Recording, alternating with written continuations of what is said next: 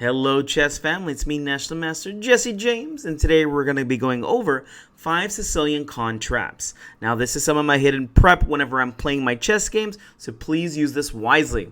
Alright, let's take a first look at, well, what is the Sicilian Kan? That's pretty simple. We're going to start off with e4, c5, we got our Sicilian going. Knight f3, e6, this is known as the French Sicilian. Pawn to d4, c takes, knight takes, and then we play pawn a6. This is the Kan Sicilian.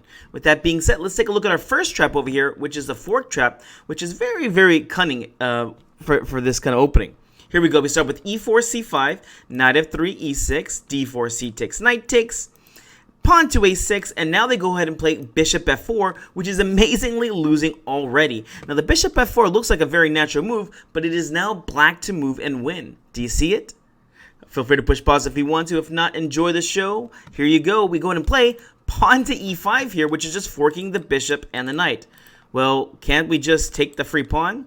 Well, it's not a free pawn exactly. After bishop takes on e5 here, hopefully you see the move.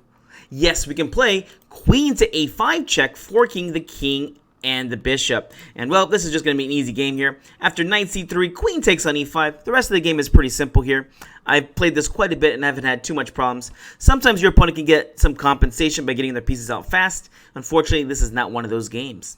Alright, let's go on to another simple one here for the Kan Sicilian. And this one will be played by a lot of beginners. They make this very basic mistake.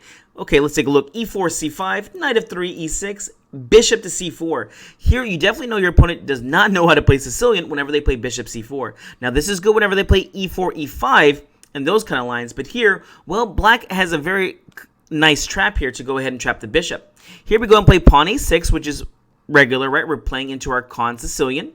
And here, we'll just go ahead and say white plays something simple, like castles right here. And here, well, one of the main ideas of playing Sicilian is that you attack on the queen side. And this is exactly what we do. We go ahead and play pawn to b5.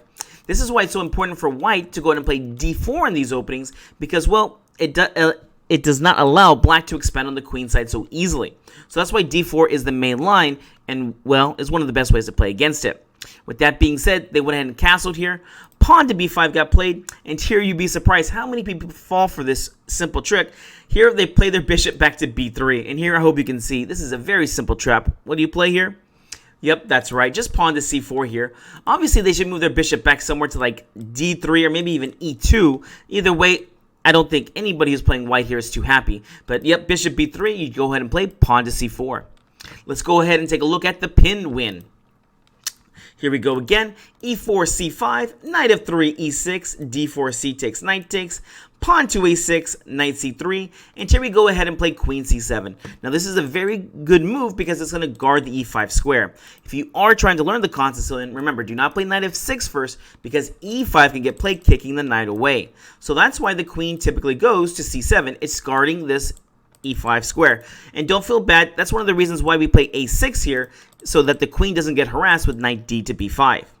Okay, white goes ahead and plays bishop to e3, and already I feel like black is already doing really well in these situations. Here we continue normally with knight to f6. Here we're going to go and say white plays queen to d2, and here is the pin win trick. Here we play bishop to b4. There's a lot of tactics with this one. We're looking at a very simple one. Here we're just threatening to win the pawn here on e4.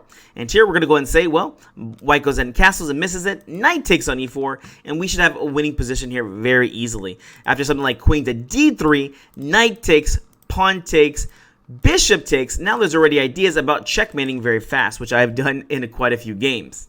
All right, let's go over the next one. This one I like to call the center pawn fork. Very similar to the last variation. e4, c5, knight f3, e6, d4, c takes, knight takes, a6, the Kan variation, knight c3, queen c7, guarding this e5 square, bishop to e3. Remember, when they play this bishop e3, you should be thinking about bishop to b4. But do not play it right away. It's always best to add in knight f6 so that when the bishop comes out, well, now you're threatening knight takes on e4. Here we're going to take a look at another normal move here. This time white doesn't play queen to d2. Here they play bishop to d3. And here again we could play bishop b4. Now we're threatening to win the pawn here with bishop takes, pawn takes, and queen takes in check. So if they castle, you're more than welcome to win the pawn like this. With that being said, most people here are going to play queen to d2 because, well, they don't want to bring the bishop back. They don't want to move the same piece twice. And here well, already black is better. Remember, if you could play this move as black, mostly in every opening, you should be equal if not better. What's the move? Here you get to play pawn to d5 here. And well, the best move for white is to go ahead and play pawn takes. And here we get to take back with the knight. Notice here we're going to be winning at least the bishop over here because, well, yeah, they have to do something about this. We're threatening knight takes on c3, bishop takes, which is forking. So if something like castles happens here, knight takes, pawn takes, bishop takes, c3 forking. And of course, with the king here on e1, it would have been even worse. So what does white do in this kind of situation?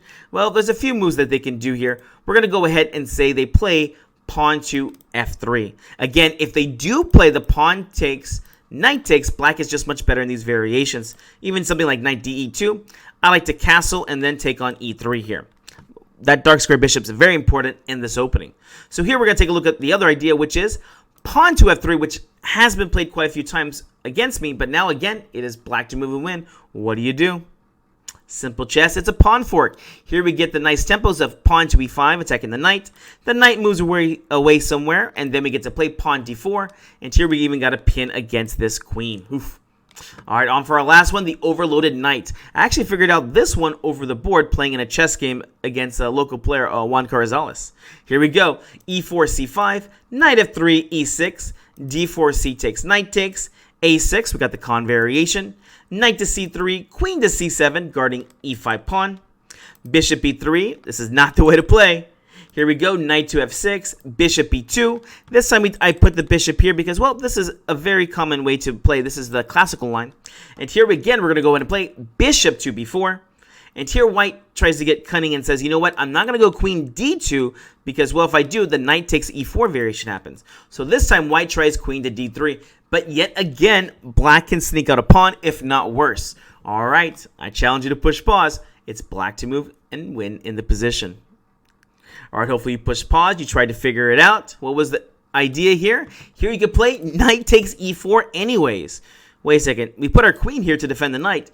You did. Unfortunately, it just doesn't work in this variation.